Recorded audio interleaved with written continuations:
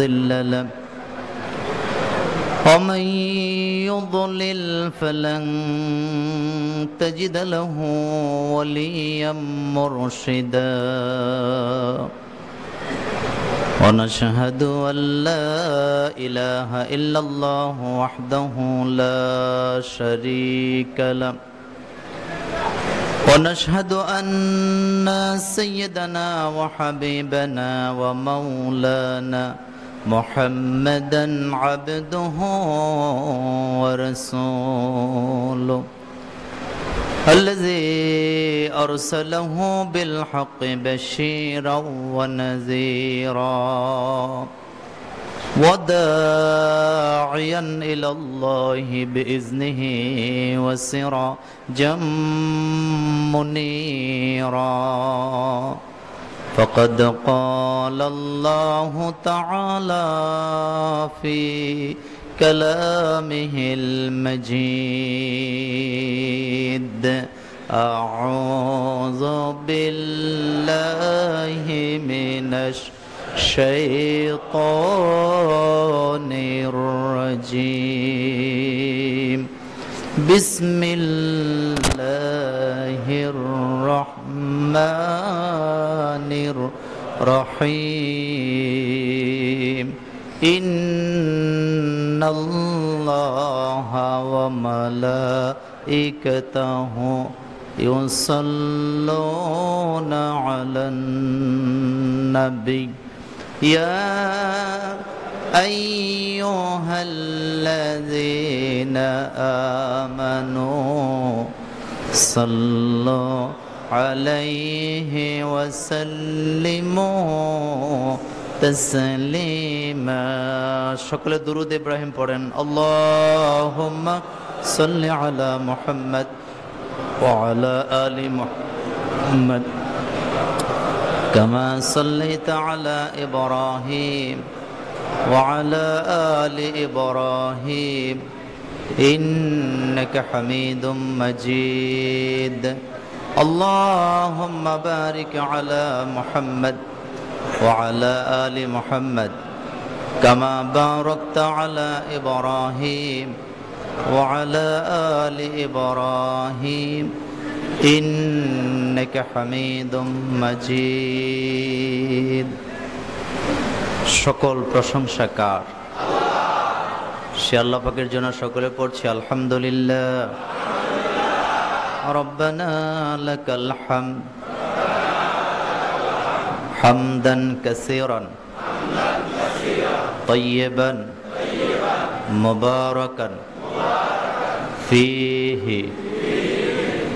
আকাশটা কার জমিনটা কার আমাদেরকে সৃষ্টি করেছেন কে মৃত্যু দিতে পারেন কে মৃত্যু আসার 1 সেকেন্ড আগে আমাকে কি কেউ মৃত্যু দিতে পারবে আবার আল্লাহ কর্তৃক নির্ধারিত সময়ের পরে 1 সেকেন্ড জীবিত থাকার ক্ষমতা কি কারো আছে নাই সেজন্য আমরা সব সময় মাথা নত করি কার সামনে আল্লাহ পাকের সামনে সারা পৃথিবী ইতিমধ্যে স্বীকার করে নিয়েছেন আল্লাহ যদি কারো উপরে গজব দেন পৃথিবীর কোনো মানুষ তাকে বাঁচাতে পারে না আবার আল্লাহ যাকে বাঁচিয়ে রাখতে চান তাকে কেউ মারতেও পারেন না আমরা বাস্তবতার দিকে যদি একটু তাকাই যে মানুষগুলা 5 ওয়াক্ত নামাজ জামাতের সাথে মসজিদে আদায় করলো যে মানুষগুলা জুমার নামাজ মিস করলো না সেই মানুষগুলা পৃথিবীতে মাথা উঁচু করে এখনো দাঁড়িয়ে আছে এখনো তারা আল্লাহকে ডেকে যাচ্ছেন আর যারা নামাজ রোজা সমাজ কর্ম ধর্ম সব ছেড়ে দিয়ে 4 দেয়ালের ভিতরে নিজেকে বন্দী করে নিয়েছিল অসংখ্য লোক তারা দুনিয়া থেকে বিদায় হয়ে গিয়েছে আমি কি কথা বাড়িয়ে বললাম তার বাস্তবতা আছে না নাই এই লোকগুলা বসে আছেন আমি বিশ্বাস করি একটা লোক মহামারীর কারণে ঘরে বন্দী হয় নাই মসজিদের সাথে আমাদের কলিজার সম্পর্ক আছে না নেই? কি বোঝা যায়? এটাই প্রমাণ করে আল্লাহর রহমত ছাড়া পৃথিবীতে বেঁচে থাকা যায় না। বিশ্বনবীর দরবারে একজন সাহাবা আসলেন, হাতটাকে রুমাল দিয়ে ভাবে ঢেকে রেখেছেন। নবীজি বললেন, সাহাবা তোমার হাতে কি, তুমি হাতটা এভাবে ঢেকে রেখেছো কেন? সাহাবা বললেন, হুজুর আমার হাতে কুষ্ঠ রোগ, বুঝেন তো, আমি চাই না আমার কাছ থেকে আরেকজন সংক্রামিত হোক, সেজন্য আমি সেটাকে ঢেকে রেখেছি। আল্লাহর নবী বললেন, দুনিয়াতে ছোঁয়াছুঁই রোগ বলতে কিচ্ছু নাই, কারণ তুমি যদি বলো এই রোগটা ছোঁয়াছুঁই, তাইলে বলো প্রথম যিনি আক্রান্ত হয়েছেন তার কাছে ওই রোগ কে পাঠিয়েছে। এটা আল্লাহর গজব, এটি আল্লাহর গজব। আমি বিদ্বেষ ছড়াবো না, আজকের পৃথিবীবাসীকে একটা কথা বলবো, তাকিয়ে দেখো, যারা আল্লাহকে ডাকে ফজরের নামাজের সময় ঠান্ডা পানি দিয়ে ওযু করা লাগে কি লাগে না? গড়গড়া করা লাগে কি লাগে না? ঠান্ডা পানি দিয়ে যেই জাতি 5 ওয়াক্ত নামাজে গড়গড়া করে, সেই জাতিকে আল্লাহ সবচেয়ে বেশি হেফাজত করেছেন। গজব আসলে তো মরতে হবেই। গজব যখন আসে, ভালো খারাপ সবার উপরেই আসে। কারদে কাউমে লুতেরা জের ও জবর। যখন কাউমে লুতকে আল্লাহ ধ্বংস করছিলেন, জিবরাইল আমিন জিজ্ঞেস করেছিলেন যে আল্লাহ, এখানে তো ভালো মানুষ আছে। আল্লাহ পাক বললেন, ভালো মানুষগুলোর শুদ্ধ উল্টে দাও।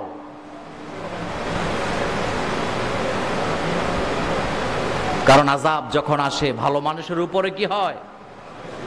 পতিত হয়।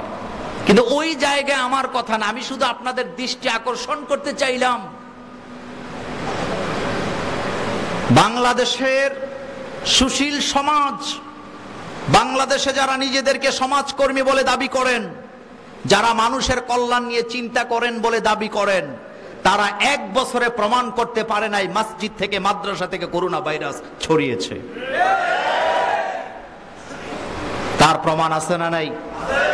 সুতরাং আজকে আপনাদের এই জায়গা থেকে আমি গভর্নমেন্টের কাছে আবেদন করব, করোনা ভাইরাস মসজিদ থেকে ছড়ায় না, করোনা ভাইরাস মাদ্রাসা থেকে ছড়ায় না।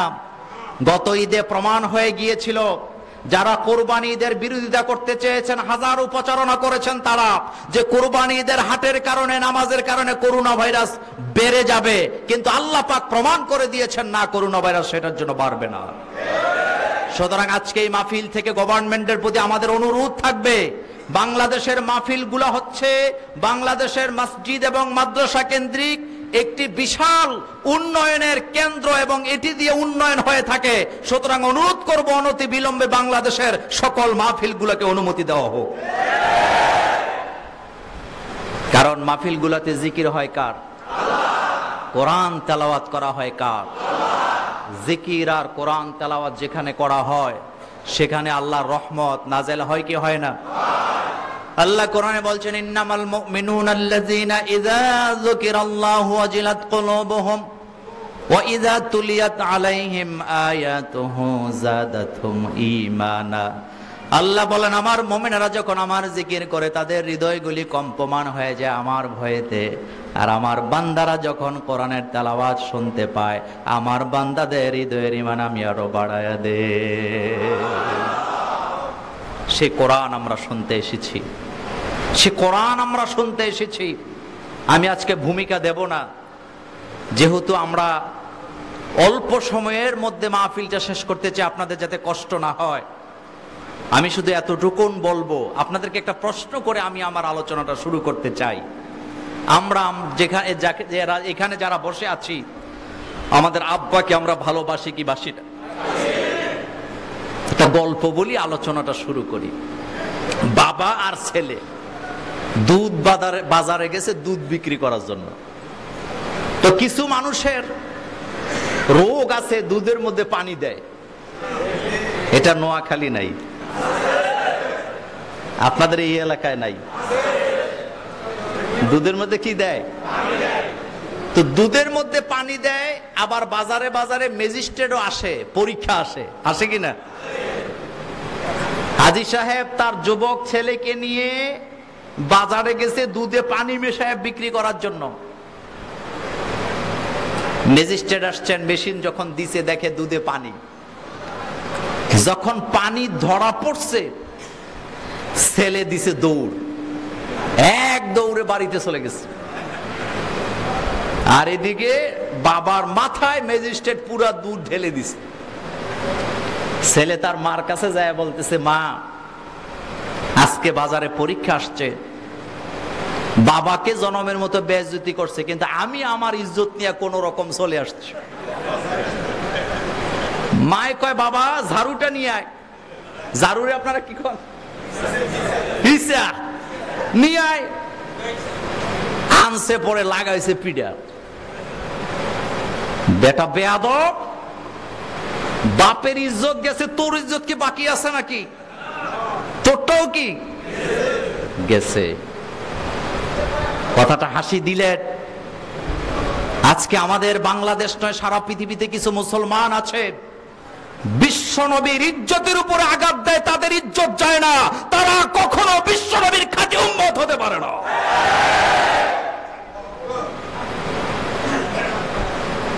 যারা আওয়ামী লীগ করেন, বঙ্গবন্ধুকে অবশ্যই ভালোবাসেন, বাসেন না? আপনার সামনে যদি বঙ্গবন্ধুকে নিয়ে কেউ সমালোচনা করে, শুধু বঙ্গবন্ধুর ইজ্জত যাবে না, আপনারটাও যাবে। আপনি প্রতিবাদ করবেন কি করবেন না? করবেন। যেই দলের প্রতিষ্ঠাতা, তার কর্মীদের সামনে যদি প্রতিষ্ঠাতাকে নিয়ে গুণ না লাগে, বুঝতে হবে এটা আসল কর্মী নয়, এটা সুবিধাবাদ জিন্দাবাদ। সুতরাং বিশ্ব নবীর চরিত্র নিয়ে যখন কেউ বাজে কথা বলে, কলিজায় যদি আঘাত না লাগে, বুঝতে হবে এরা ভণ্ড, এরা কখনো আশিকে রাসূল হতে পারে না।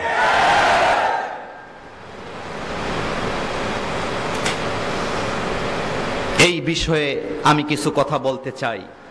আজকের এই মাহফিলটি যেন আল্লাহ কবুল করেন, আমরা বলি আমিন।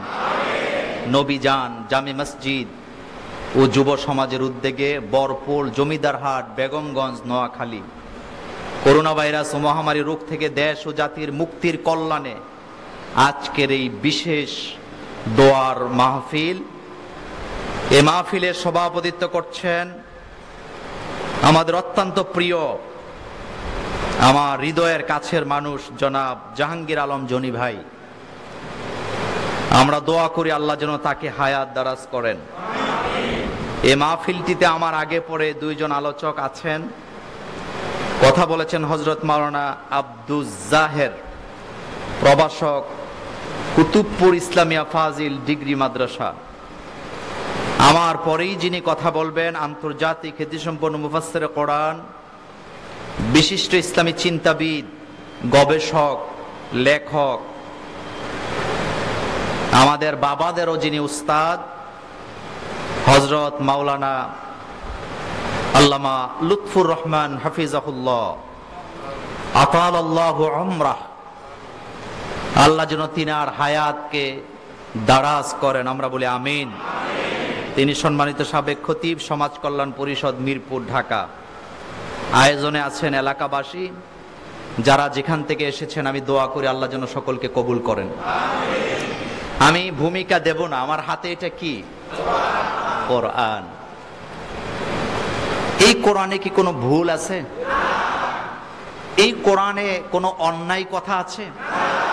অন্যায়কে সাপোর্ট করে কোনো বক্তব্য কি আছে? বিশ্বনবী এই কোরআনের ব্যাপারে বলেছেন, মান ক্বালা বিহি সাদাকা, এই কোরআন থেকে যারা কথা বলে তারা সত্য কথা বলে। ওমান হাকামা বিহি আদালা, এই কোরআন থেকে যারা বিচার করে তারাই ন্যায় বিচার করে, তারাই ওমান হাকামা বিহি আদালা। ন্যায় বিচার যদি চাও কোরআনের কাছে আসো। বিশ্ব নবীর যুগে সবচেয়ে নম্র, ভদ্র, বয়স্ক সাহাবার নাম ছিল হযরত আবু বকর সিদ্দিক রাদিয়াল্লাহু তাআলা আনহু। তিনি রাস্তা দিয়ে হেঁটে যাচ্ছিলেন, দুইজন ইহুদি রাস্তার পাশে দাঁড়ায় এই কোরআনের আয়াত নিয়ে সমালোচনা করছেন, মুহাম্মদ সাল্লাল্লাহু আলাইহি ওয়াসাল্লামকে নিয়ে সমালোচনা করছেন, মুসলমানদেরকে নিয়ে সমালোচনা করছিলেন। কোরআনে একটি আয়াত আছে, আকরিদুল্লাহ কারদান হাসানা। বলেন আয়াতটা কি? আকরিদুল্লাহ কারদান হাসানা, তোমরা আল্লাহকে কর্জে হাসানা দাও। একজন ইহুদি আরেকজন ইহুদিকে বললেন, এই আয়াত প্রমাণ করে মুসলমান গরিব, মুসলমানের নবীও গরিব, মুসলমানের আল্লাহ গরিব। নাউজুবিল্লাহ বাড়ি যে কইেন, আমাদের আল্লাহ কি গরিব? আল্লাহু গনিয়্যুন ওয়া আনতুম ফুকারা। এখন ইহুদি দুইটা সমালোচনা করতেছে, মুসলমান গরিব, মুসলমানের আল্লাহ গরিব, মুসলমানদের নবীও। আর যদি গরিব না হবেন তাহলে মানুষের কাছে কর্জে হাসানা চাইলো কেন? এই আয়াত নিয়ে সমালোচনা করার সময়টাতে পাশ দিয়ে যাচ্ছিলেন হযরত আবু বকর সিদ্দিক রাদিয়াল্লাহু আনহু। তিনার কানে আওয়াজটা গেলেন, নম্র মানুষ, ভদ্র মানুষ, কিন্তু যেই মাত্র মুহাম্মদ সাল্লাল্লাহু আলাইহি ওয়াসাল্লাম আল্লাহকে নিয়ে সমালোচনা শুনলেন, এক পা এগুতে পারেন নাই, দাঁড়িয়ে গেলেন। দাঁড়িয়ে দুইটাকে ধরছে দুই হাত দিয়ে। একজনে তো আর দুইজনকে মার দেয়া যায় না, একটা ছুটে দৌড় দিছে, আরেকটা আটকায় রাখছে। জিদ যতটুকুন ছিল ততটুকুন উত্তম মাধ্যম দিয়ে যখন ঠান্ডা হয়েছে ওরে ছেড়ে চলে গেছে। এখন ওই যেটা মাইর খায় না ওইটা এসে এটারে কান্দে নিছে, কান্দে নিয়ে যেখানে গেলে ন্যায় বিচার পাওয়া যায় সেই জায়গাতে হাজির। আর সেই দরবার হচ্ছে মুহাম্মদ সাল্লাল্লাহু আলাইহি ওয়াসাল্লামের দরবার। ওমান হাকামা বিহি আদালা। এবার ইহুদি একজন আরেকজনকে কাঁদিয়ে নিয়ে যা মুহাম্মদ সাল্লাল্লাহু আলাইহি ওয়াসাল্লামের দরবারে বললেন, হে মুহাম্মদ সাল্লাল্লাহু আলাইহি ওয়াসাল্লাম, আপনার সাহাবা হযরত আবু বকর সিদ্দিক অনর্থক বিনা কারণে আমার বন্ধুকে মেরেছে, রক্তাক্ত করেছে। আপনার কাছে এসেছি, দয়া করে ন্যায় বিচার করে দেন। বিশ্বনবী তাদেরকে উল্টা জিজ্ঞেস করলেন, তোমরা কি আমার আবু বকরকে চিনো? চিন্তা করেন ঠান্ডা মাথায়, কারণ রাসূল সাল্লাল্লাহু আলাইহি ওয়াসাল্লামের চিন্তা হলো ওমরের কথা যদি বলতো, আলীর কথা যদি বলতো তাইলে বিশ্বাস করতাম, কিন্তু সবচেয়ে ভদ্র লোকের নামটাই বলছে। নবীজি বললেন, তোমরা কি আমার আবু বকরকে চিনো নাকি? ইহুদিরা বললেন, হ্যাঁ আপনার আবু বকরকে চিনি, তিনি আমার সাথীকে মেরে রক্তাক্ত করেছেন। আল্লাহর নবী দুইজন সাহাবাকে পাঠায় বললেন, যাও আবু বকরকে নিয়ে আসো। আবু বকরকে আনা হলো। যে ইহুদি মাইর খেয়েছেন সেটাও আছে, যেটা মাইর খায় নাই সেটাও দাঁড়ায় আছেন। হযরত আবু বকর আসতেছেন, দূর থেকে তাকায় দেখলেন যেটাকে মারতে পারে নাই সেটা দাঁড়ায় আছে। এবার তিনি হাত এভাবে লম্বা করে হাতের জামার আস্তিনটা উপরে উঠাচ্ছেন ওইটারে মারার জন্যে। বিশ্বনবী হাসি দিয়ে দিলেন, সুবহানাল্লাহ। বিশ্বনবী হাসি দিলেন, বললেন, আবু বকর জামার আস্তিন উঠাচ্ছ কেন? আবু বকর বললেন, হুজুর কথাবার্তা পরে হবে, তারে মার দিছি কিন্তু যেটা দাঁড়ায় রয়েছে ওটারও দিতে পারি নাই, একটু সুযোগ দেন, ওটার আগে কয়টা দিয়ে নেই। যখন বলছে যেটা দাঁড়ায় আছে ওটা দিছে দৌড়।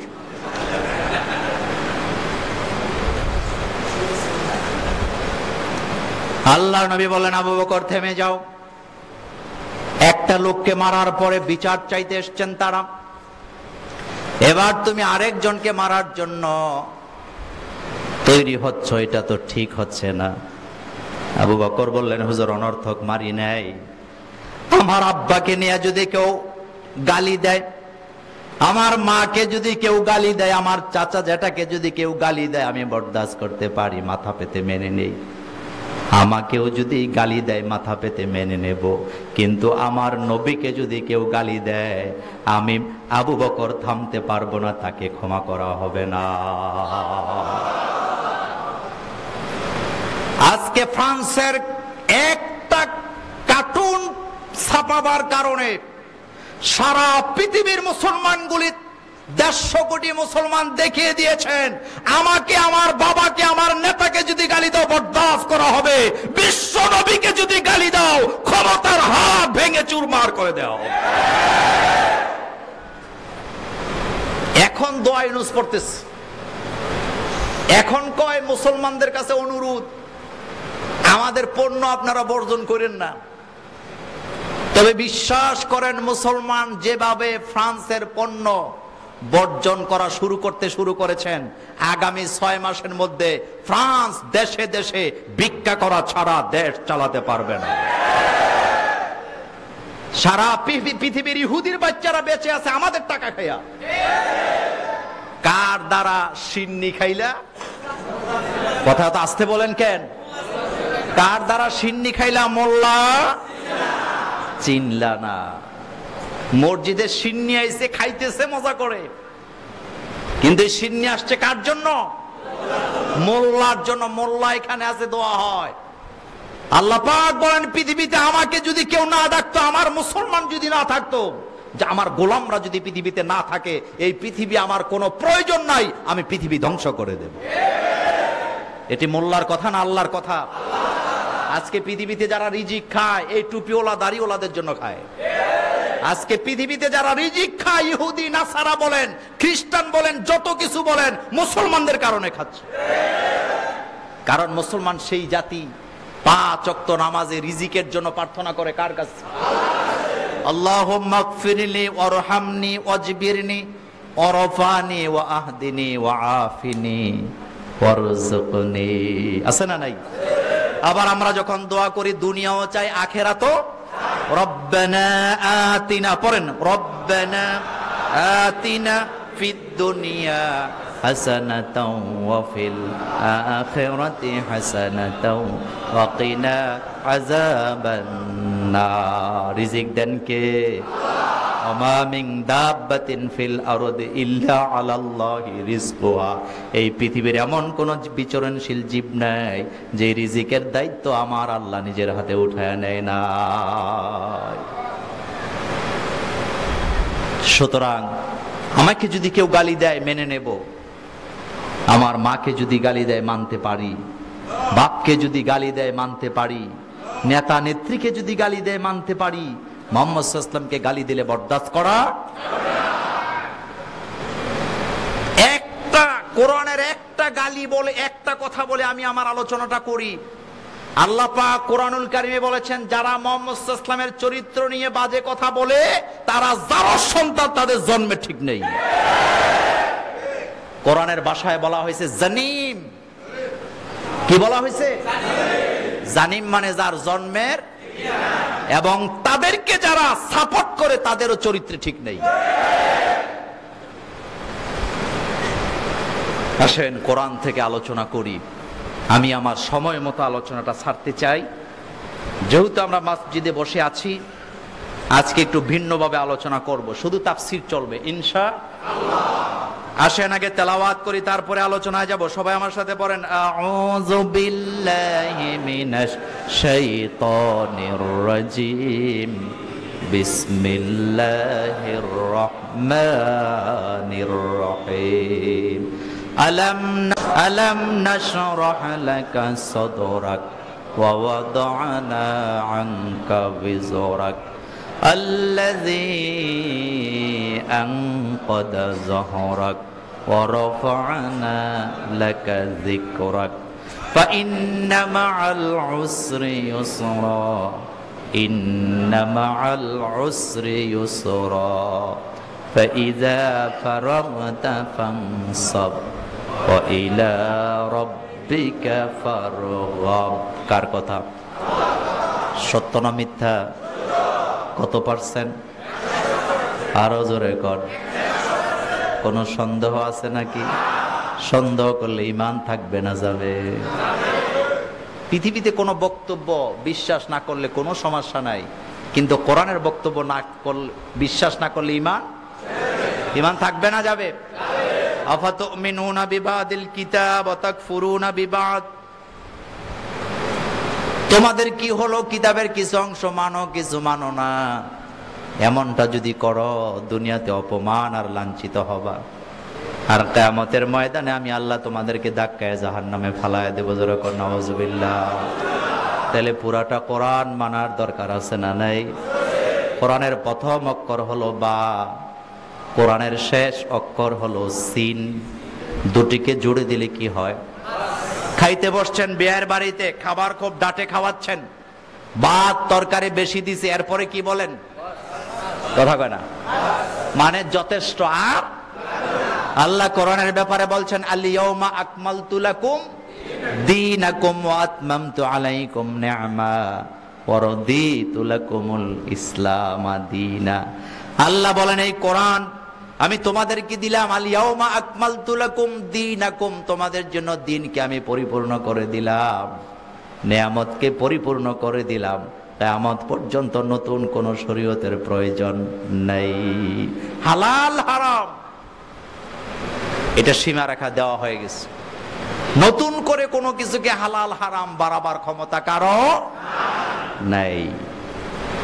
হালাল হারাম দুটি স্পষ্ট করে দিয়েছেন কে? আল্লাহ পাক। কোরআনে সূরা কয়টা? তেলাওয়াত করেন তো।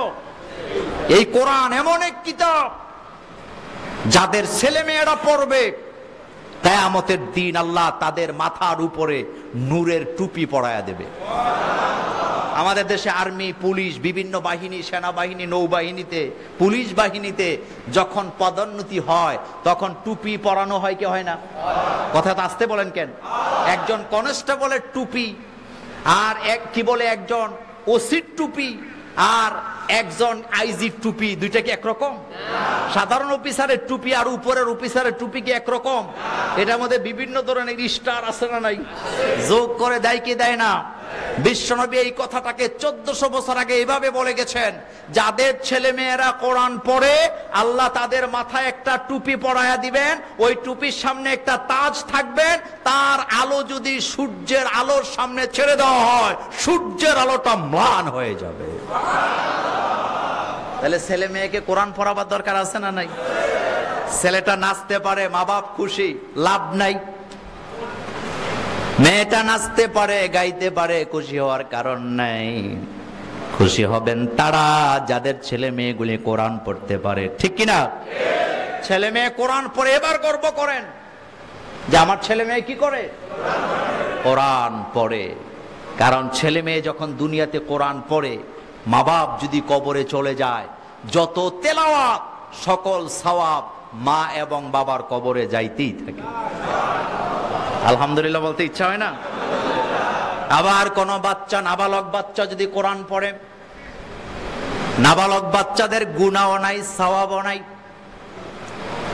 এই নাবালক বাচ্চাগুলি যত তেলাওয়াত করে সব সওয়াব আল্লাহ ওই বাচ্চার মা এবং বাবার আমলনামায় ট্রান্সফার করে দেয়। ছোট্ট বাচ্চাটা কায়দা নিয়ে মক্তবে গেছে সকালবেলা, সওয়াবও নাই, গুনাহও নাই এই বাচ্চার, সে মাসুম। কিন্তু এই বাচ্চা যত তেলাওয়াত করে এটা বরবাদ হবে না, এটাকে ফেলে দেওয়া হবে না, পুরো সব মা বাপের আমলনামায় তুলে দেওয়া হবে।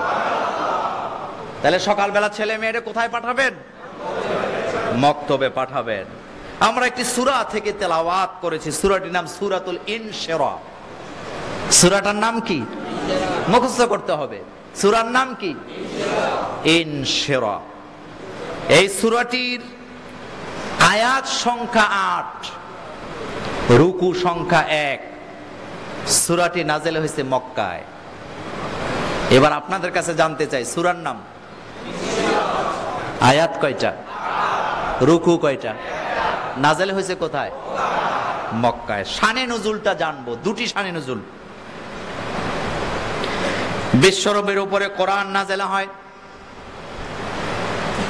মক্কার নেতা এবং নেত্রীরা, নেতাও আছে, নেতা এবং নেত্রীরা বিশ্বনবীকে পাগল বলেন, তারা পাগল বলে গালি দেয়, জাদুকর বলে গালি দেন, কবি বলে গালি দেন, গণক বলে গালি দেন। হঠাৎ বিশ্বনবীর উপরে 29 দিন ওহী নাযিল হওয়া বন্ধ হয়ে গেল। এই ওহী যখন নাযিল হয় না, বিশ্বনবীর চাচি উম্মে জামিল দরজায় দাঁড়ায়া দাঁড়ায়া বিশ্বনবীকে গালাগালি করেন, আর মানুষদেরকে ডেকে ডেকে বলেন, তোমরা জানো নি মুহাম্মদ সাল্লাল্লাহু আলাইহি ওয়াসাল্লামের রব এখন আর তাকে সাহায্য করে না, তার কথা শোনে না। মুহাম্মদ সাল্লাল্লাহু আলাইহি ওয়াসাল্লামের রব এভাবে বললে তো হতো, সে বলতেছিল মুহাম্মদ সাল্লাল্লাহু আলাইহি ওয়াসাল্লামের কাছে যেই শয়তান আসতো সেই শয়তান এখন আর আসে না, যার কারণে মুহাম্মদ সাল্লাল্লাহু আলাইহি ওয়াসাল্লাম তার নতুন নতুন কথাও বলতে পারে না। এখানে শয়তান বলতে কাকে বুঝাইতেছে? সে জিবরাইল আমিনকে। চিন্তা করেন, কে বলতেছে কথাগুলি? উম্মে কার স্ত্রী? আবু লাহাবের স্ত্রী। গড়ে ডবল নেতা, গড়ে ডবল নেতা। এইভাবে করে কথা ছড়াচ্ছেন বিশ্বনবীর ব্যাপারে। বুখারীর বর্ণনায় আসছে, বিশ্বনবী অসুস্থতার কারণে তাহাজ্জুদের নামাজে 2 দিন দাঁড়াতে পারেন নাই। আরবের কাফের নেতারা বলতে শুরু করে দিলেন, মুহাম্মদ সাল্লাল্লাহু আলাইহি ওয়াসাল্লাম থমকে গিয়েছে, এতদিন বলেছেন বিপদে পড়লে পরে তার রব তাকে সহযোগিতা করবে, কিন্তু 2 দিন গত হয়ে গেছে, অসুস্থ হয়ে বিছানায় পড়ে আছে, তার রব তাকে ডাকে না, তার কাছে কোনো ওহী পাঠায় না। এই কথাগুলি শোনার পরে মুহাম্মদ সাল্লাল্লাহু আলাইহি ওয়াসাল্লামের মনে খানিকটা কষ্ট পেলেন তিনি। এই কষ্টগুলোকে দূর করার জন্য মুহাম্মদ সাল্লাল্লাহু আলাইহি ওয়াসাল্লামের উপরে আল্লাহ 2টি সূরা নাযিল করলেন, একটা হলো সূরাতুদ দুহা আর একটা হলো সূরাতুল ইনশিরাহ। যারা নামাজকে ভালোবাসেন, যারা রোজাকে ভালোবাসেন, যারা কালিমাকে ভালোবাসেন, যারা সেজদাকে ভালোবাসেন, যারা রুকুকে ভালোবাসেন, যারা ইসলামী আন্দোলনকে ভালোবাসেন, তাদেরকে বলে দিয়ে যাই, 10 বছর 20 বছর বিপদে পড়ে আছেন, এর অর্থ এটা নয় যে আপনার রব আপনাকে ছেড়ে দিয়েছেন। বিশ্ব নবীকেও আল্লাহ 29 দিন পর্যন্ত ওহী নাযিল থেকে বিরত রেখেছেন, কিন্তু যখন আল্লাহর পক্ষ থেকে ফয়সালা আসবে, চতুর্দিকে বিজয় আর বিজয় দান করে দিবেন কে? সেজন্য একজন কবি বলেছেন, মোহাম্মদ হারগিজ না গুফতা তা না গুফতা জিব্রাইল, মোহাম্মদ হারগিজ না গুফতা তা না গুফতা জিব্রাইল, জিব্রাইল হারগিজ না গুফতা তা না গুফতা রব্বুল জলিল। মুহাম্মদ সাল্লাল্লাহু আলাইহি ওয়াসাল্লাম কথা বলেন না ততক্ষণ, জিব্রাইল আমিন কথা বলেন না যতক্ষণ, আর জিব্রাইল আমিন কথা বলেন না যতক্ষণ, আল্লাহ কথা বলে না যতক্ষণ। ওহী কার কাছ থেকে আসে? মা ইয়ান্তিকু আনিল হাওয়া ইন হুয়া ইল্লা ওয়াহয়ুই। আমার নবী নিজের থেকে কোনো কথা বলেন না, নবী যেটা বলেন সেটা কার কথা? আর এই দুনিয়ার মোল্লারাও নিজের থেকে কোনো কথা বলেন না, মোল্লাদের কথা না আল্লাহর কথা। মোল্লাদের ঠেকা লাগছে নিজের কথা বলার। মোল্লারা তো সব সময় রবের কথা বলে, কারণ মোল্লারা রবের কথা বলেই মিম্বরের উপরে মোল্লাদেরকে দাঁড়া করে আমরা ঘন্টার পর ঘন্টা দাঁড়ায় থাকি, কোনো প্রশ্ন করি না, বিরক্তি হই না, ঠান্ডা মাথায় ঠান্ডা মগজে ঘন্টার পর ঘন্টা তাদের বক্তব্য শুনতে থাকি। কথাটা রাজনৈতিক ভাবে নিবেন না। রাজনৈতিক দলের নেতারা যখন মিটিং করেন, মিটিং করার সময় টাকা দিয়ে কর্মীদেরকে আনে, এরপরে 5 লিটার কি বলে ডিজেল পেট্রোল দেওয়া লাগে, 500 টাকাও দেওয়া লাগে, আবার দুপুরের খাবারও দেওয়া লাগে। এরপরও নেতার বক্তব্য শোনে না, মিটিং শুরু হয়, চলে যায় আস্তে আস্তে, অর্থাৎ শুডাউন শেষ, চলে যায়। কিন্তু জুমার দিনে আমরা মসজিদে যাই, ইমাম সাহেব মিম্বরে দাঁড়িয়ে বক্তব্য দেন, গড়ির কাটার দিকে তাওয়ার তাকাবারও সুযোগ নাই। যতক্ষণ বক্তৃতা দেয় মানুষেরা চাতক পাখির মতো তাকায় থাকে। তার একটাই কারণ, মোল্লারা নিজের কথা বলেন না, মোল্লারা আল্লাহর কথা বলে। মোল্লারা কার কথা বলে? এই জন্যই তো মানুষ শোনে। সুবহানাল্লাহ, সুবহানাল্লাহ। বিশ্বনবীও নিজের কথা বলেন নাই, কার কথা বলেছেন? মা ইয়ান্তিকু আনিল হাওয়া ইন হুয়া ইল্লা ওয়াহয়ুই। এবার উম্মে জামিলার কাফেরের নেতারা বলা বলে শুরু করে দিলেন, 29 দিন হয়ে গেল মুহাম্মদ সাল্লাল্লাহু আলাইহি ওয়াসাল্লামের উপরে ওহী আসে না। বোঝা গেছে মুহাম্মদ সাল্লাল্লাহু আলাইহি ওয়াসাল্লামের রব তাকে ত্যাগ করেছেন, এখন আর তার খোঁজ খবর নেয় না। তার কাছে যে দুষ্ট শয়তান আসতো তিনিও আর আসেন না। তার জবাব দেওয়ার জন্য আল্লাহ 2টা সূরা নাযিল করে দিলেন। কয়টা? কি কি? সূরা দোহা, সূরাতুল ইনশিরা। আজকে আমরা ইনশিরা থেকে কথা বলবো। কোরআনুল কারীমে 114টি সূরার মধ্যে 13টি সূরা আল্লাহ মুহাম্মদ সাল্লাল্লাহু আলাইহি ওয়াসাল্লামের চরিত্রের জন্য ওয়াকফ করে দিয়েছে। আল্লাহ নবীকে সবচেয়ে বেশি ভালোবাসেন কে? আমরাও ভালোবাসি কি বাসি না? এটা কাজে কর্মে পরিচয়। এই যে দেখেন আমরা সবাই টুপি আছে না নাই? দাড়ি আছে না নাই? আছে। এটা মুহাম্মদ সাল্লাল্লাহু আলাইহি ওয়াসাল্লামের সুন্নাত। আসেন আলোচনায় যাই। আলোচনাটা যতটুকু যাওয়া যায়। আমি বিসমিল্লাহ তাফসীরটা করলাম না, আরেকবার আপনাদের পরীক্ষা নিচ্ছি। সূরার নাম ইনশিরা। আয়াত কয়টা? রুকু কয়টা? নাযিল হয়েছে কোথায়? আল্লাহ পাক বলছেন আলাম নাশরাহ লাকা সাদরাক। বলেন, আবার বলেন। আল্লাহ শব্দ চয়ন দেখেন। আল্লাহ বললেন আলাম নাশরাহ লাকা সাদরাক। হে নবী, আমি কি আপনার বুকের পাঠাকে শক্ত করে দেই নাই? শিক্ষা নাও যুবক ভাইরা, এখান থেকে অনেক কিছু শিখার আছে। ল এবং লজিককে এক করে আল্লাহ কোরআন নাযিল করেছেন। সুবহানাল্লাহ। দেওবন্দ থেকে পাশ করে আসছে, হাটাজারি থেকে দাওরা পাস এফতে পাশ করে এসেছেন, জামিয়া কাসিমিয়া থেকে অথবা বড় বড় মাদ্রাসা থেকে কামেল পাশ করে আসছেন আপনাদের এলাকার যুবক, কিন্তু বুকের পাটায় সাহস নাই। এই লোকটার হাতে যদি একটা কাগজ দিয়ে বলেন, ভাই তুমি আমাদের এলাকার সম্পদ, দেওবন্দ থেকে পাশ করে আসছো, জামিয়া কাসিমিয়া থেকে হাটাজারি থেকে লেখাপড়া করে আসছো, আসো জুমার নামাজটা আজকে তুমি পড়াবা, তুমি খুতবা দিবা, তুমি বক্তব্য দিবা। ভিতরে এলেম ঠিকই আছে কিন্তু বুকের পাটায় সাহস নাই। আপনারাই বলেন, এই লোকটা যখন খুতবা দিতে উঠবে 2 হাঁটু কাঁপা কাঁপি করবে কি করবে না? এলেমের অভাব নাই, ফার্স্ট ডিভিশন, সব ফার্স্ট ক্লাস, কিন্তু একটা জিনিস নাই। এই জায়গায় কি নাই? এই জায়গায় কি নাই? সাহস নাই। আপনারা কোন সাবাস নাই? কি কোন? সাহস। এখন 2 হাঁটু কি বাজাবে? একতারা বাজাবে। এই জন্য বিশ্ব নবীকে আল্লাহ বলছেন আলাম নাশরাহ লাকা সাদরাক। আমি কি আপনার সিনাকে প্রশস্ত করে দেই নাই? তাদের হাজারো সমালোচনার জবাবে আপনি বুক পেতে দাঁড়ায় থাকবেন, আপনার বুক এতটুকুন কাঁপবে না। এজন্য ইসলামী আন্দোলন যারা করে, হাজারো তাদের উপর অত্যাচার হবে, তারা এক চুল পেছনে চলে যেতে পারে না, পারে না, পারে না, পারে না। কারণ কোন জায়গায় সাহস? আমার নবীর সাথে অন্য অন্য নবীর পার্থক্যটা একটু দেখেন। মূসা আলাইহিস সালাম ফেরাউনের বিরুদ্ধে দাওয়াতি কাজ করবে। ফেরাউন তখন ক্ষমতায়, তার হাতে সেনাবাহিনী আছে না নাই? আল্লাহ বললেন ফাইন্নাহু তাগা, দাওয়াত নিয়ে যান।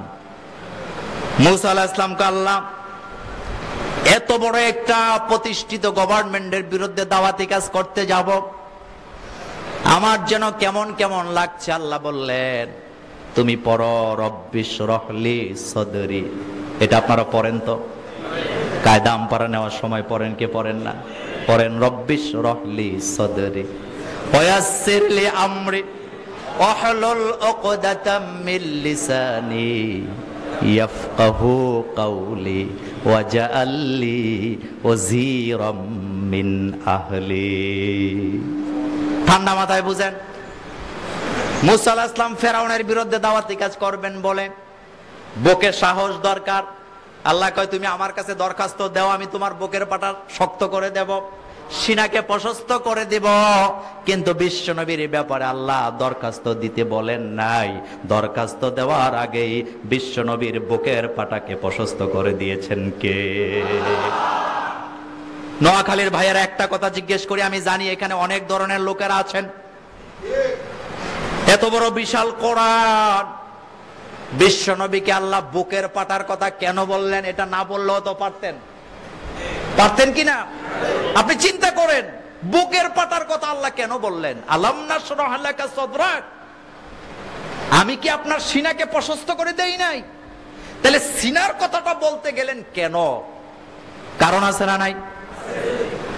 সিনার কথাটা বলতে গেছে, তার কারণ হলো, আমার বন্ধুগণ, কারণ দাওয়াতি কাজ যখন করতে যাবে, হকের দাওয়াত যখন দিতে যাবে, কেউ তিনাকে ফুলের মালা দিয়ে বরণ করবে না, একটা সার্টিফিকেট লেখা তার হাতে উঠা দিবে না।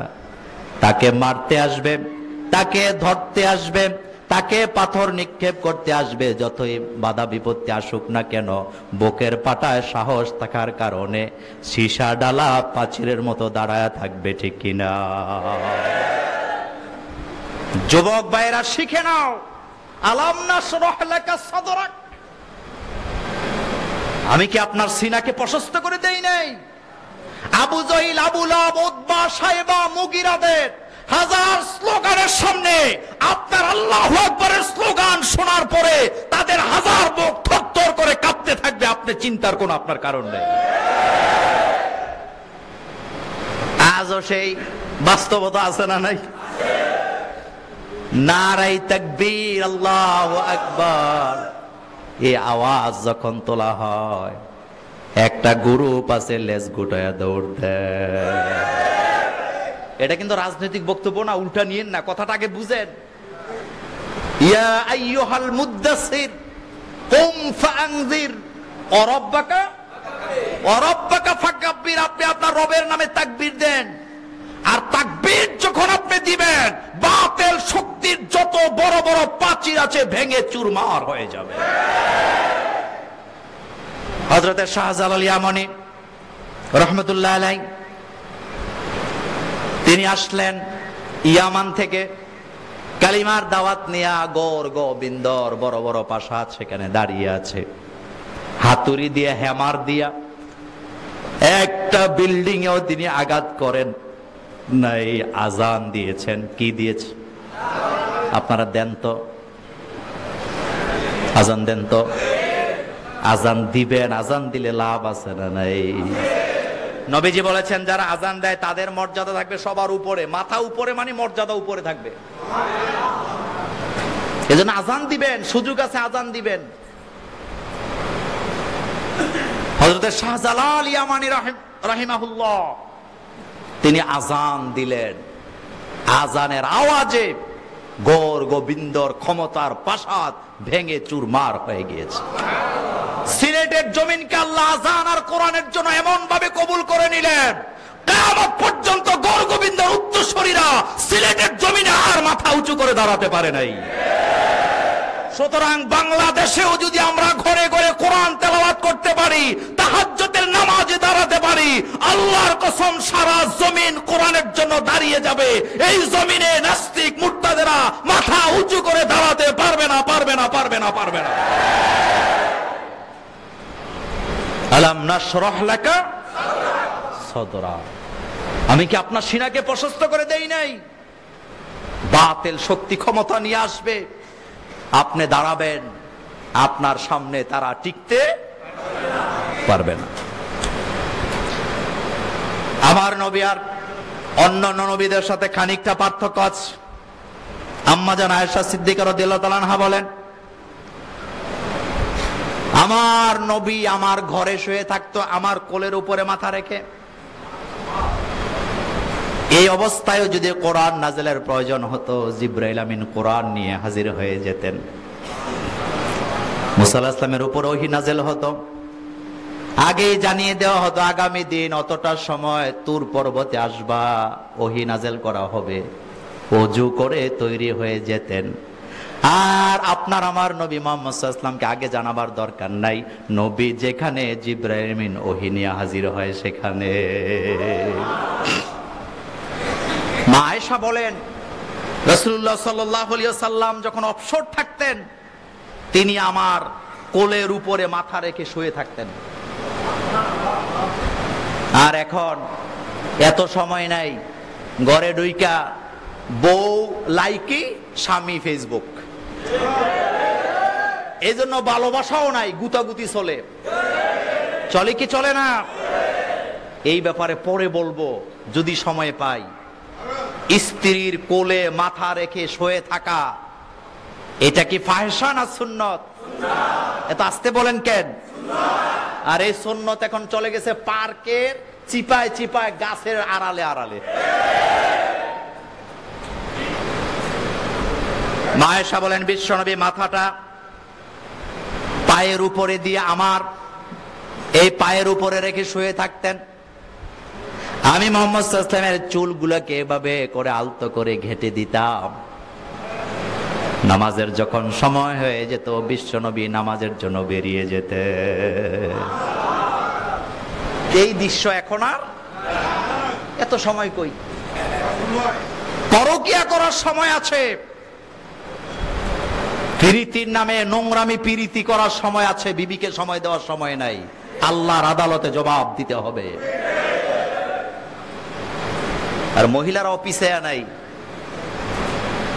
ওরা অনেকটা আগে গেছে। একটা সময় ছিল মহিলারা তাদের ইজ্জতের চিন্তা খুব বেশি করতেন। বাপের ইজ্জত, মার ইজ্জত, পরিবারের ইজ্জত, দাদার ইজ্জত, বংশের ইজ্জত, নানার বংশ, দাদার বংশের ইজ্জতের চিন্তা করত।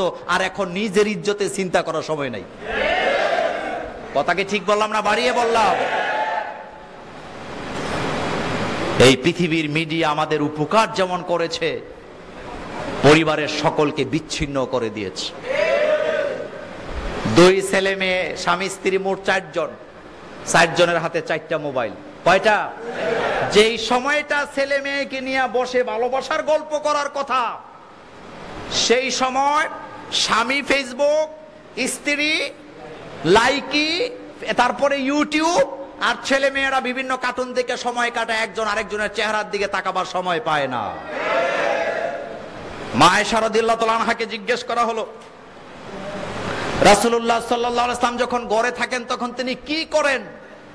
মা আয়েশা রাদিয়াল্লাহু তাআলা আনহা বলেন, রাসূল যখন ঘরে থাকেন পরিবারের লোকদেরকে সময় দেন, পরিবারের লোকদের কাজে সহযোগিতা করেন, এবং পরিবারের সকল লোকদেরকে তিনি খুশি রাখার জন্য বিভিন্ন ধরনের অতীতের গল্প করেন, আমাদের সাথে হাসি করেন, তামসা করেন, ঠাট্টা করেন। আমাদের কাছে মনেই হয় না যে তিনি বিশ্ব পয়গম্বর।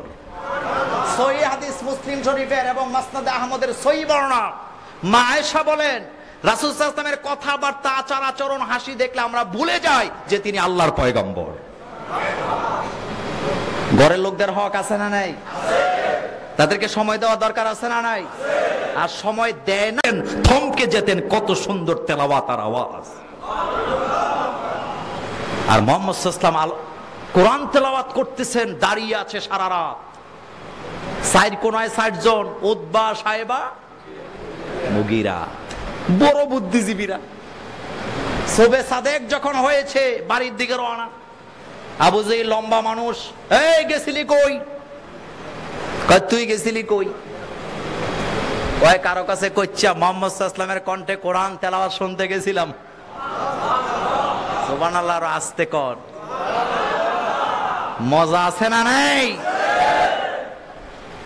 4 নেতা চুক্তি করে দিলেন আর আবি না। কারণ আমরা যদি তেলাওয়াত শুনি, আমরা তো নেতা কর্মীরা শুনলে তারাও সেই দলে চলে যাবে। পরের দিন কথা দিছে আর কেউ যাবে না। আবু জেহেল শোয়া, উতবা শোয়া, সাইবা শোয়া, মুগীরাও যার যার বিছানায় শুয়ে আছে। আবু জেহেল মনে মনে কয়, চুক্তি তো হয়েছে, আজকে তো কেউ আসবে না। আজকে কেউ আমারে পায় কে? আমি যাই গোপনে গোপনে তেলাওয়াত শুনি। মুগীরার একই চিন্তা। সব নেতার চিন্তা কয়টা? এটাকে বাংলাদেশের ভাষায় বলা হয় সব শিয়ালের। এত আস্তে কোন কেন? সব শিয়ালের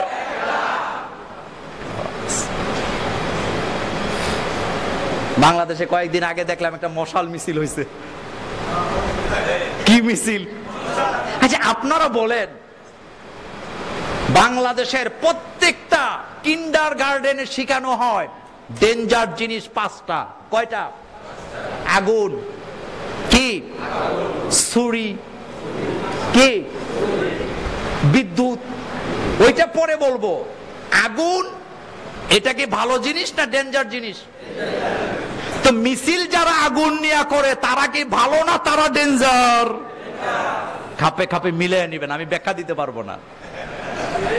সব কথা সব জায়গায় বলা যায় না। রাশিয়ার পক্ষ হয়ে যারা আলেম ওলামার বিরুদ্ধে মশাল মিছিল করেছে তারাও রাশিয়ার ও ইহুদিদের দালাল হয়ে গিয়েছে। আগুন নিয়ে কি মিছিল করো তুমি? আগুন কি খুব ভালো জিনিস? প্রত্যেকটা বাচ্চাকে শেখানো হয় আগুন ডেঞ্জার। দেশলাই নিয়ে খেলা করতে, আর ওরা দেশলাই আর এই যে কি বলে আগুন নিয়ে কি করতেছে? মিছিল করতেছে। তো যারা আগুন নিয়ে মিছিল করে তারা যে কতটা ডেঞ্জার সেটা বললাম না। আবু জাইল, আবুল আবদবা সাহেবারা এখন চুক্তি ভঙ্গ করলেন এই চিন্তা যে আজকে আর কেউ যাবে না। যাইয়া দে সবাই হাজির। তুই আসলি কেন? তুই এলি কেন? চল, আগামী দিন থেকে পাবলিসিটি হবে, মক্কা একজন পাগল এসেছে, খবরদার পাগল কি বলে সেটা শুনবো না, পাগলের কাছেও যাব না। ঠিক আছে, যাইস না।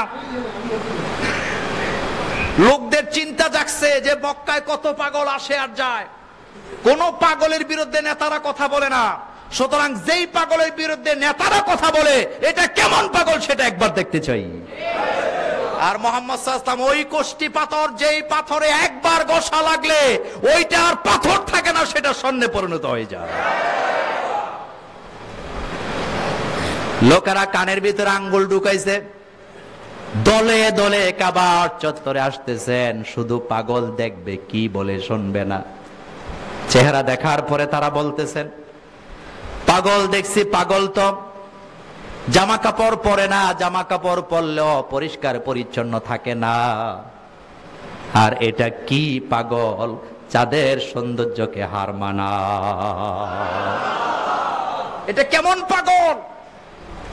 জামা কত সুন্দর, দাড়ি কত সুন্দর, চেহারা মোবারক কত সুন্দর, ব্রু কত সুন্দর, টানা টানা চোখ, গোলাপের মতো তার ঠোঁট দুইটা, এটা পাগল হতে পারে না। কি বলতেছে সেটা একটু শোনা দরকার।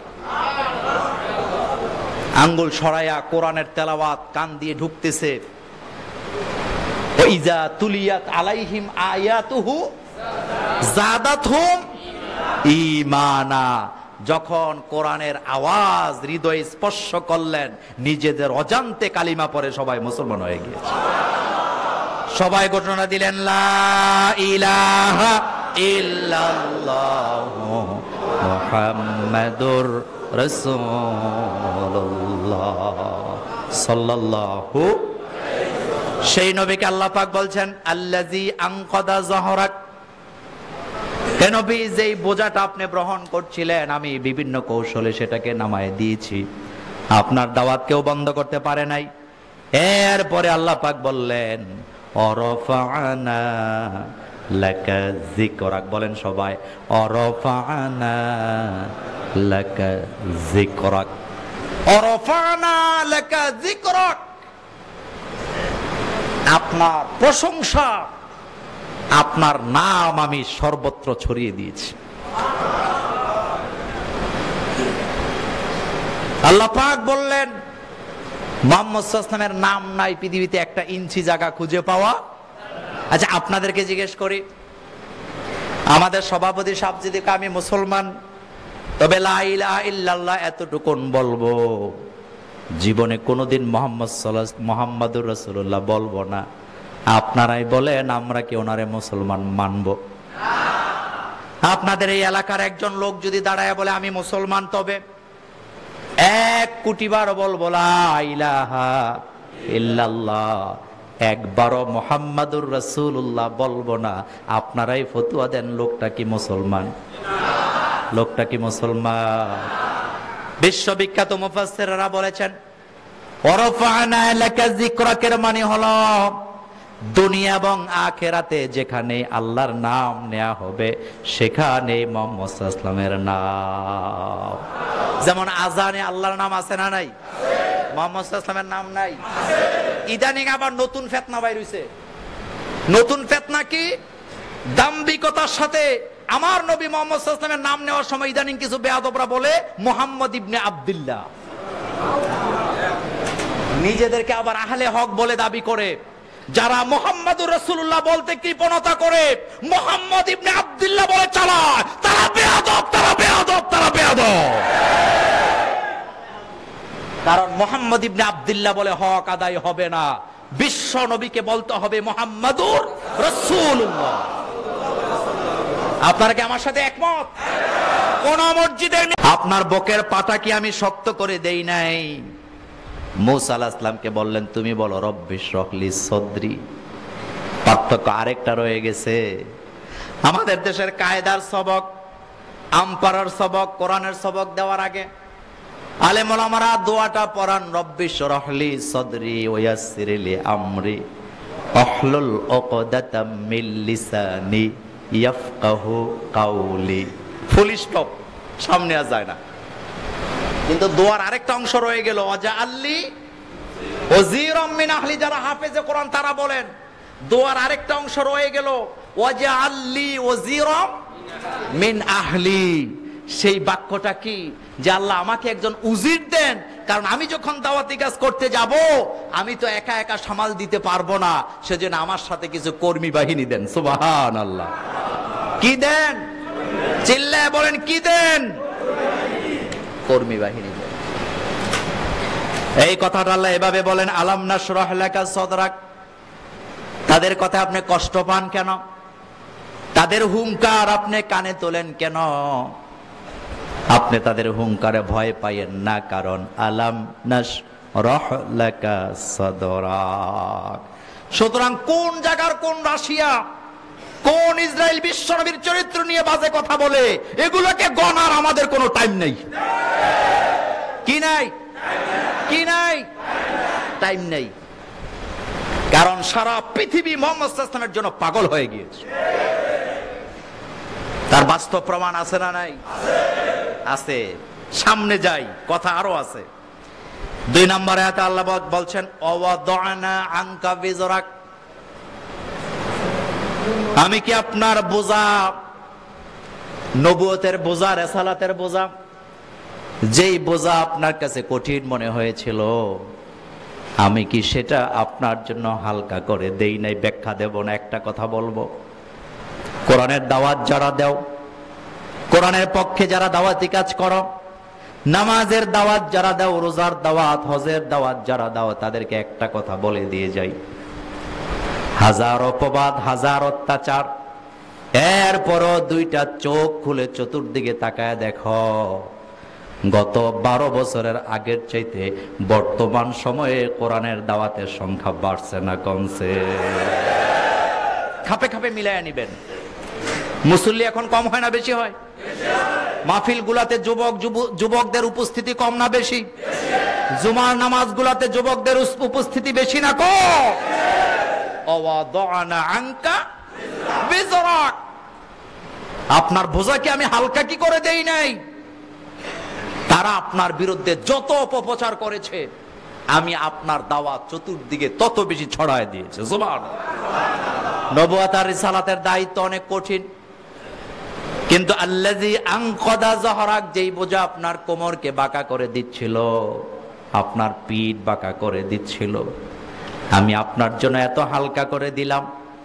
আপনাকে যেখানে নিয়ে বসানো হয় সেখানে বসে বসে আপনি কোরআনের দাওয়াত দিয়ে যান। আমাদের বাংলাদেশে একটা প্রবাদ বাক্য আছে, ঢেকি স্বর্গে গেলেও মুরব্বীরা কথা বলে না। বলতে হবে ঢেকি স্বর্গে গেলেও বাড়াবা। একজন একজন আলেমকে যেখানে রাখবেন, আন্দামানের দ্বীপেও যদি নিয়ে ছেড়ে দেন, সেখানেও সে কোরআনের দাওয়াত দিয়ে যাবে। ইসুফ আলাইহিস সালামের কথা মনে নাই? ইসুফ আলাইহিস সালামের কথা মনে নাই? সূরা ইউসুফ পড়বেন বাড়িতে যায়া। জেলখানায় যখন ঢুকাইতেছিল, দরজার গেটের সামনে যায় বললেন, আল্লাহ, বুঝে গেছি এই জেলখানা তুমি আমার জন্য পছন্দ করেছ। বাইরে থাকলে দাওয়াতি কাজ করতে অসুবিধা হয়, বিজি ব্যস্ত থাকি। জেলখানায় কোনো কাজ নাই, একটা কাজ আমি করব, সেটা হলো তোমার আন্দোলনের দাওয়াত আমি দেব। যখন ঢুকলেন একজন কর্মী নাই, যখন বের হলেন সারা মিশর আল্লাহ ইউসুফ আলাইহিস সালামের হাতে উঠায় দিয়েছে। এই জন্য আল্লাহ বলছেন, আল্লাযী আনকাদা যাহরাক। আপনার কাছে বোঝা মনে হয়, কষ্ট মনে হয়, কষ্ট পাওয়ার কারণ নাই, আমি হালকা করে দিয়েছি আপনার জন্য একটা ময়দান। খুব কান পেতে শোনেন, আপনি মুহাম্মদ সাল্লাল্লাহু আলাইহি ওয়াসাল্লামের জন্য দাওয়াতি কাজ করতে যায়, একটা ময়দান যদি কেউ বন্ধ করে দেয়, আমি আল্লাহ 100 ময়দান উন্মুক্ত করে দেব। কয়টা ময়দান উন্মুক্ত করব? এবার একটা আসল জায়গায় আসেন। আল্লাহর কোরআন পৃথিবীতে এসছে দাওয়াত দেওয়ার জন্য না দাওয়াত খাওয়ার জন্য? সবাই বলতে হবে, মোল্লা, মৌলবি, পাবলিক, ব্যবসায়ী, চাকরিজীবী, সবাই কথাটা বলতে হবে। আল্লাহর কোরআন পৃথিবীতে এসছেন কোরআনের দাওয়াত দেওয়ার জন্য না দাওয়াত খাওয়ার জন্য? আর আমরা মোল্লারা শুধু দাওয়াত খাই, দেওয়ার তালে নাই। উদউ ইলা সাবিলি রাব্বিকা বিল হিকমা ওয়াল মাউইজাতিল হাসানা ওয়াজাদিলহুম বিল্লাতি হিয়া আহসান। এখানে দাওয়াত খাওয়ার কথা না দেওয়ার কথা? তা আমরা মোল্লারা কি করি? জুমার দিন 10টা 5টা দাওয়াত না থাকলে তো কলজা ঠান্ডাই হয় না।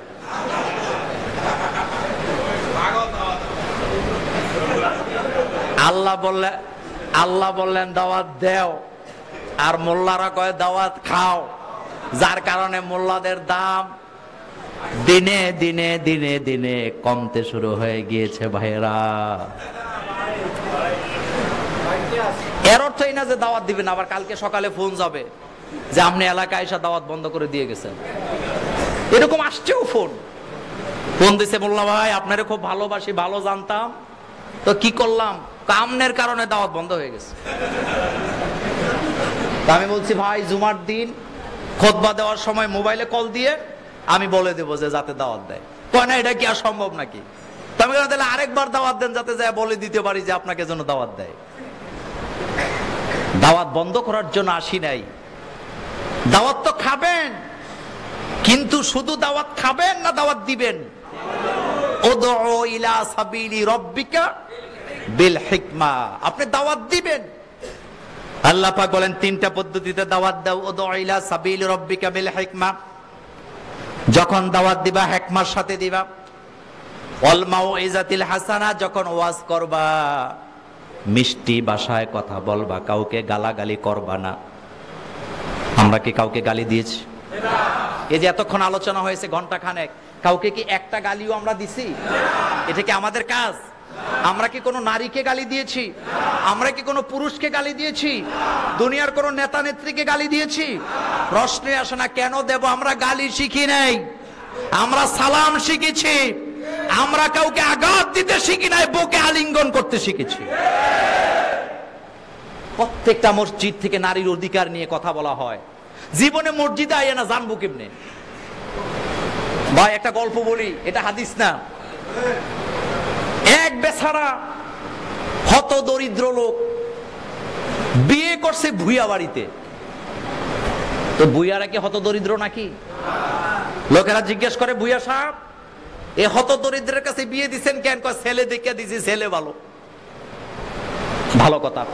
বিয়ের দিন জামাই খাইতে আসছে। আপনাদের এলাকায় আছে কিনা জিনিসটা জানি না, মিষ্টান্ন পায়েস বলে অনেক এলাকায়। হ্যাঁ, পায়েস আছে না? খাবারের পরে পায়েস দেয়। এখন যেই ছেলে বিয়ে করতে আসছে, জীবনে কোনোদিন পোলাও ভাতও খায় নাই, সাদা ভাতও ঠিক মতো খায় নাই, পানি দিয়া চাউল গোলায়া গালায়া খাইছে। এখন পায়েস যখন তার সামনে দিছে, সে তো খুব রাগ করছে যে এগুলো তো বাড়িতেই খাই, প্রতিদিনই তো খাই, তো ভুয়া বাড়িতে বিয়ে করে লাভটা হইল কি, এগুলো দিল কেন? রাগ করে বলতেছে এগুলো আমি খাই না। তো পাশের লোকেরা খাওয়ার সময় একটু একটু দস্তরখানে পড়ে গেছে। তো বেচারা মনে মনে কয় লোকেরা এত মজা করে খাইলো, কিন্তু আমি ধমকি দিয়ে ফিরাইয়া দিলাম, জিনিসটাকে একটু টেস্ট করা দরকার। এখন লোক চোখের আড়ালে আঙ্গুল দিয়ে একটু আয়না দেখে, আহারে কি করলাম, কি মজার জিনিস মিস করলাম। এখন বেচারা রাতের বেলা আর ঘুমায় না, খসর খসর করতেছে। বিবি বলতেছে ঘুমাও না কেন? কয় তুমি ঘুমাও, আমার ঘুম আসবে না। কারণ কিসের টেস্ট খুঁজতেছে? খায় নাই, কি করলাম। বিবি যখন ঘুমাইছে, আস্তে করে ঘুম থেকে উঠে শাশুড়ি যেই জায়গায় পায়েসের পাতিল রাখছে, ওখানে যে কোন রকমে পাতিল নিয়ে খাওয়া শুরু করে দিয়েছে। আর আফসোস করতেছে, আহারে কি করলাম, তখন কেন খাইলাম না। আজকে যারা কোরআনের বিরুদ্ধে, আলেম ওলামার বিরুদ্ধে, ইসলামের বিরুদ্ধে কথা বলে, যারা বলে মসজিদ থেকে নারীদের বিরুদ্ধে কথা বলা হয়, নারীদের বিরুদ্ধে উস্কানিমূলক কথা বলা হয়, তারা জীবনে কোনোদিন খুতবার মজা পায় নাই, মসজিদে আসে নাই। আমরা আজকের মাহফিল থেকে আহ্বান করব, জুমার দিন মসজিদে এসে দেখো, এখানে নারী বিদ্বেষী কথা হয় না, নারীর অধিকারের কথা বলা হয়। কিন্তু তুমি তো খাও নাই, সেজন্য মজাতে পাও নাই। আসো কোরআনের কাছে, দেখো মজা কত। কোরআনের চেয়ে মজার জিনিস পৃথিবীতে আর আছে নাকি? এই কথাটা বিশ্বনবীকে আল্লাহ বলছেন, আল্লাযী আনকাদা যহরাক। রিসালাতের দায়িত্বের বোঝা, নবুয়তের দায়িত্বের বোঝা, দাওয়াতের কৌশলের বোঝা আপনি বহন করছিলেন, আপনার কাঁধ বাঁকা হয়ে যাচ্ছিল। আপনার জন্য দাওয়াতের রাস্তাগুলি আমি সহজ করে দিয়েছি, আপনার জন্য সহজ। একটা হাদিস বলি, একটা। রাসূলুল্লাহ সাল্লাল্লাহু আলাইহি ওয়াসাল্লাম তিনি কোরআন তেলাওয়াত করেন। আরবের একজন নেতা রাতের বেলা গোপনে গোপনে কাবার চত্বরে দাঁড়ায়া বিশ্ব নবীর তেলাওয়াত শুনতেছেন। আমার নবীর তেলাওয়াতে মজা আছে না নাই? কারীরা যখন তেলাওয়াত করে আমাদের কলিজা ঠান্ডা হয়ে যায়। হাফেজে কোরআনরা